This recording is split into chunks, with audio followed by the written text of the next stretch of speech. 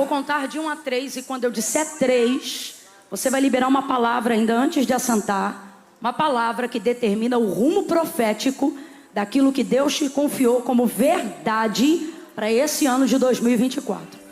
Quando eu disser 3, você vai olhar para quem está ao seu lado e vai dizer para esta pessoa: sustenta a tua fé.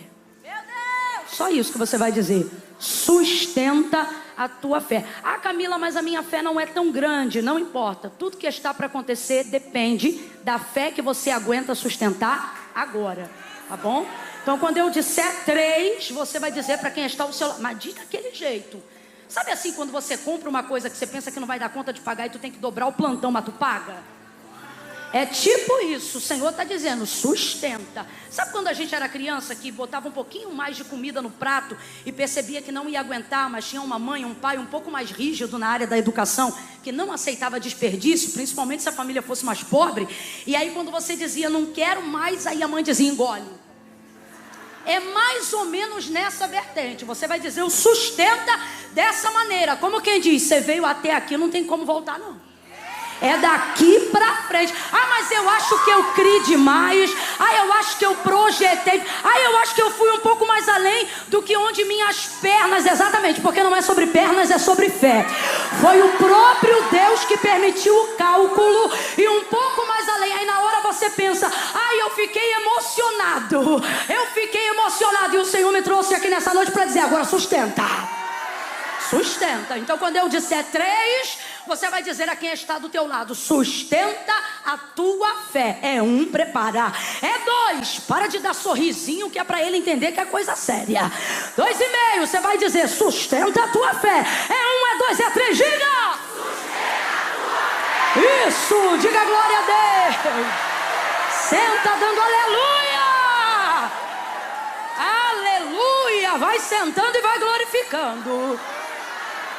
Oh, aleluia, aleluia, aleluia. Glória a Deus, glória a Deus, glória a Deus, glória a Deus. Nós vemos aqui 2 tamanhos de fé, 2 tamanhos de fé, no mesmo texto, no mesmo episódio. Por que não dizer na mesma passada, né? Numa caminhada, 2 episódios que mostram cada um com um tamanho de fé. Camille, fé tem tamanho? Tem. Fé tem tamanho. E como é que a gente sabe que fé tem tamanho? Por causa do resultado daquilo que ela provoca. João, quando tira um tempinho curto para poder falar sobre fé, é como se ele estivesse simulando um diálogo, onde na verdade não é um diálogo, é uma pergunta retórica que ele está fazendo, nos levando a uma reflexão. Como se alguém estivesse perguntando assim para ele, ao perguntar para a gente: mostra-me a tua fé. E aí ele responde dizendo assim: não, vou te mostrar as minhas obras. E aí, vendo as minhas obras, você vai ver o tamanho da minha fé. Ou seja, fé, ela tem dimensões. E a comprovação disso está no resultado daquilo que ela é capaz de provocar de acordo com a sua dimensão. Por isso que de vez em quando algumas coisas Jesus fazia e ele dizia: seja conforme a sua fé. Ou seja, não é conforme eu pedi, não é conforme eu determinei, mas é conforme o plano que você estabeleceu, porque você creu, porque você projetou, porque você veio até aqui. E aí tem até um pouco a ver com aquilo que nós dissemos lá no início, sobre o homem fazer planos e o selo vir da parte de Deus. Por isso que o homem de Deus, a mulher de Deus, ele faz planos e ele consagra isso ao Senhor, para que o Senhor possa confirmar. Não é para o Senhor execrar, não é para o Senhor rasgar o papel, é para ele selar, confirmar, acrescentar nos planos que já foram feitos. Então nesse texto, nós temos basicamente 2 tipos de fé, 2 tamanhos de fé e 2 resultados diferentes. Aparentemente, a fé da mulher do fluxo de sangue é sem dúvida, incontestavelmente, uma das maiores fés apresentadas no Novo Testamento. Por quê? Porque ela inaugura um método novo, algo que ninguém ainda antes dela havia realizado. Havia um testemunho de Jesus. Qual era o testemunho? O que as pessoas ouviam falar sobre Jesus? Elas ouviam dizer que a todos quanto ele tocava, estes eram curados. Então esse era o testemunho de Jesus. A fé vem pelo quê, gente? A fé vem pelo ouvir, e o ouvir da palavra de Deus. Então Jesus é o verbo vivo, e a palavra que se dizia sobre ele, o testemunho que se dava dele e que edificava a mulher do fluxo de sangue, que há 12 anos jazia numa hemorragia terrível que trazia sua vida à decadência, não só financeira, mas social, emocional, enfim, uma série de coisas ruins que estão acontecendo ao longo dos anos através da vida, ou melhor, na vida daquela mulher, por causa da hemorragia que ela tinha. Essa mulher vai vir ouvindo falar de Jesus. Isso aqui é uma coisa tão simples, né? A gente sabe que a fé vem pelo ouvir, e o ouvir da palavra, pela palavra de Deus. Então a gente sabe qual é o combustível da fé: palavra. Normalmente é a palavra. É a palavra que produz a fé que você precisa. Então quando você diz assim, eu não estou me sentindo com muita fé, na verdade o que está te faltando é palavra. Você precisa se apropriar de palavras, verbalizar palavras. Existem coisas na nossa vida que jamais vão ser resolvidas com a nossa mão, jamais vão ser resolvidas com o nosso pé. Todas as vezes que eu falo isso, eu me lembro de Ezequiel, capítulo de número 37. Quem está acompanhando, diga amém. Ezequiel, capítulo de número 37, o Senhor leva ele numa visão que retrata a condição de Israel naqueles dias. E o Senhor deixa ele no meio daquele vale que estava cheio de ossos, e os ossos estavam como? Sequíssimos. E dentro daquele retrato, o Senhor não diz para ele, arruma, mete a sua mão. Não, o Senhor pergunta para ele, filho do homem, poderão viver esses ossos? Ele diz, Senhor Deus Jeová, tu sabes. O que ele está dizendo? Desse vale eu não sei nada, mas do Senhor eu sei o suficiente. Suficiente para quê? Para saber que tu fazes o que tu queres. Aí ele disse, então profetiza, filho do homem. E ao contrário do que a gente pensa quando lê rapidamente, Ezequiel não começou a profetizar não. Quando ele diz, então profetiza, filho do homem, ele ficou caladinho. Foi o Senhor que começou a falar para ele o que ele tinha que falar. Porque profeta de verdade não inventa nada, só repete o que já foi dito.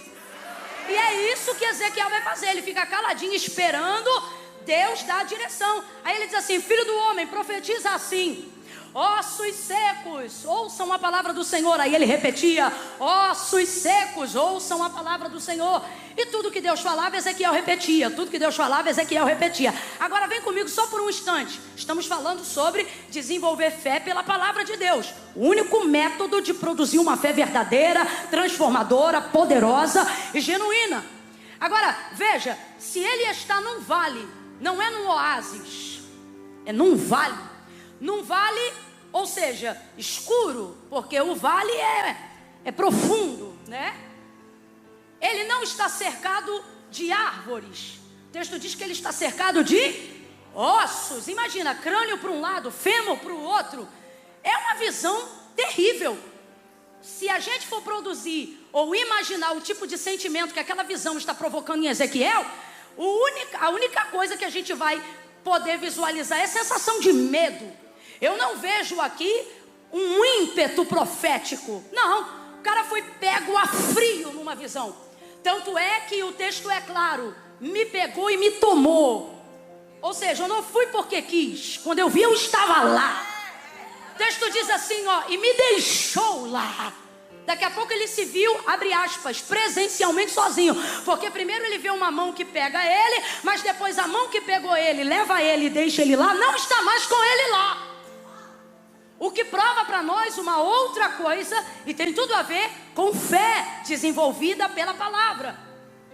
A questão presencial não é o mais importante para desenvolver uma fé genuína.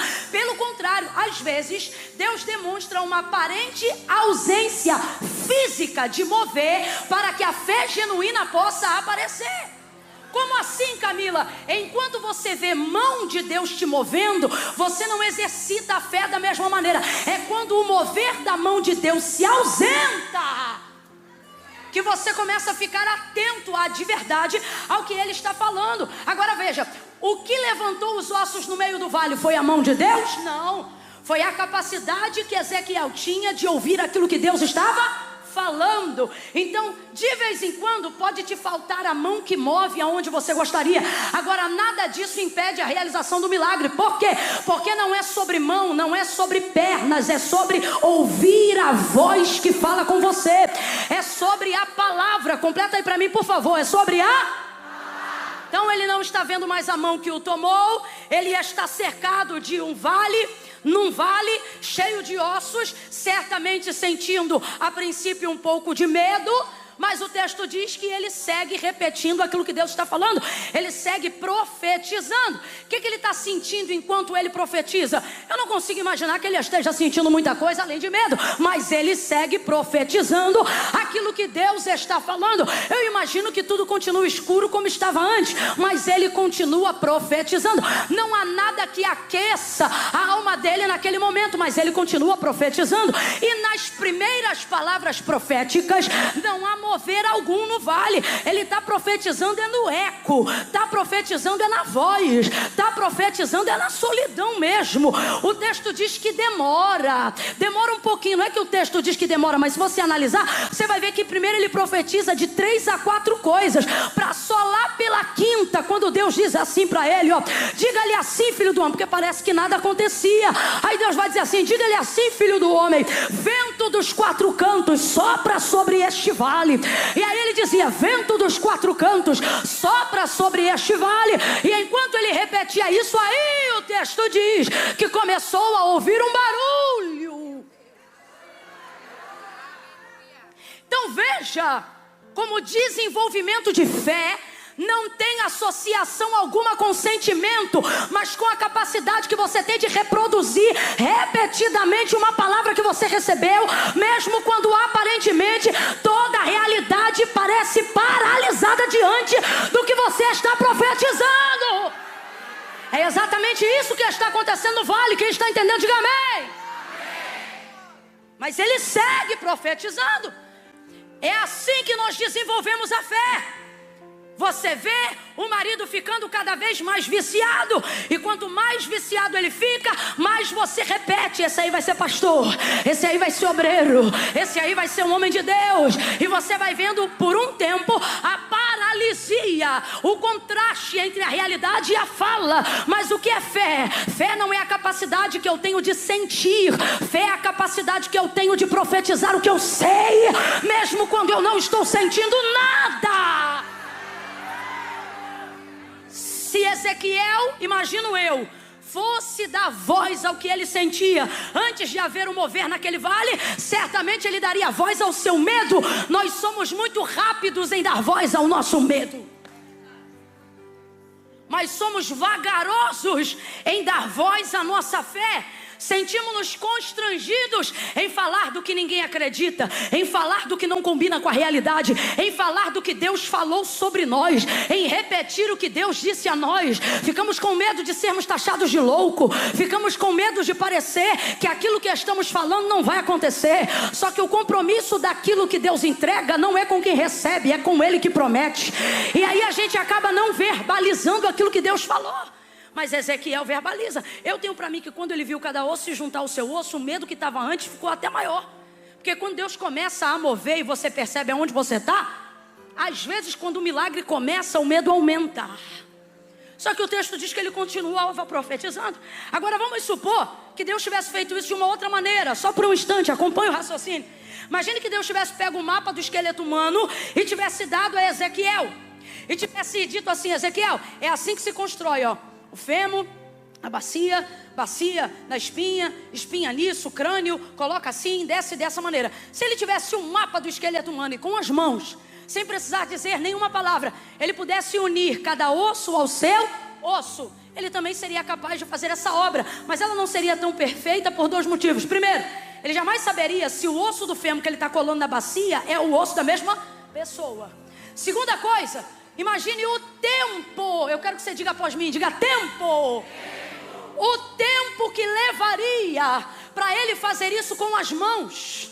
Mas às vezes nós queremos usar o tempo da revelação profética para fazer com as mãos o que não temos coragem de fazer com a voz, o que não temos coragem de fazer com a língua, o que não temos coragem de fazer com a boca. E gastamos anos da nossa vida fazendo com a mão, na força do braço, na força dos pés, na força do dinheiro, na força da influência, tornando físico aquilo que Deus Deus deixou claro na visão. Qual é a clareza da visão? Deus não disse arruma com a mão. Deus disse, filho do homem, profetiza. Camila, eu ainda não entendi. Vai entender agora. Deus está dizendo, você está cansado porque está dando para a mão um trabalho que estava na tua língua. Você está cansada porque está dando aos pés um trabalho que estava na tua boca. Camila, eu ainda não entendi. Vai entender. Deus está dizendo, o lugar que eu te coloquei agora não se faz obra com a mão, é com a boca. Abre a tua boca e profetiza.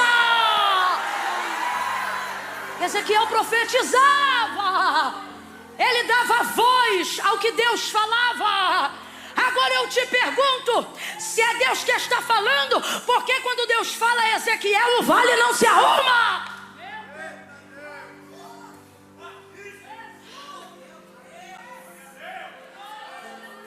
Mas Deus levanta Ezequiel. Deus levanta Ezequiel para que o que tem que acontecer seja feito por intermédio dele, mas passe por ele, por Ezequiel. Escute isso aqui. Deus está dizendo para alguém aqui, sou perfeitamente capaz de fazer absolutamente tudo, por mais contraditório, contra a sua realidade que pareça. Eu vou fazer o que eu falei. Agora, Senhor, se tu vais fazer, se tu és capaz, por que eu não estou vendo essa realidade da minha vida? Porque Deus está dizendo, não é porque eu vou fazer que significa que eu admita que vou fazer sem você. Você quer ver? Quando o Senhor determinou que iria ressuscitar Lázaro, depois que já estava morto há 4 dias, Ele chamou os seus discípulos e disse assim, Lázaro, nosso amigo dorme, mas eu vou despertá-lo. Vamos voltar lá. Aí disseram assim, Senhor, não volta lá não. Última vez que a gente saiu debaixo de pedrada, de paulada. Se a gente voltar agora lá, vão matar a gente. Se ele dorme, deixa que ele vai despertar. Os discípulos estão fugindo. Aí Jesus diz assim, Lázaro é nosso amigo. E aí ele fala abertamente, Lázaro está morto, mas eu vou ressuscitá-lo. Agora veja, Lázaro está morto, mas eu vou ressuscitá-lo. Vem comigo, olha a palavra dele, Lázaro está morto, mas eu vou ressuscitá-lo. Então já está decidido que Jesus decidiu ressuscitar Lázaro, sim ou não? Sim ou não? E ele depende da ajuda de alguém para trazer Lázaro para a vida? Depende, gente, de absolutamente ninguém. Mas enquanto não convence os discípulos, não chega em Betânia. Aí depois chega em Betânia, enquanto não convence Marta, que é a primeira pessoa que recebe ele, não ressuscita Lázaro. Aí depois de convencer Marta, ele diz, cadê Maria?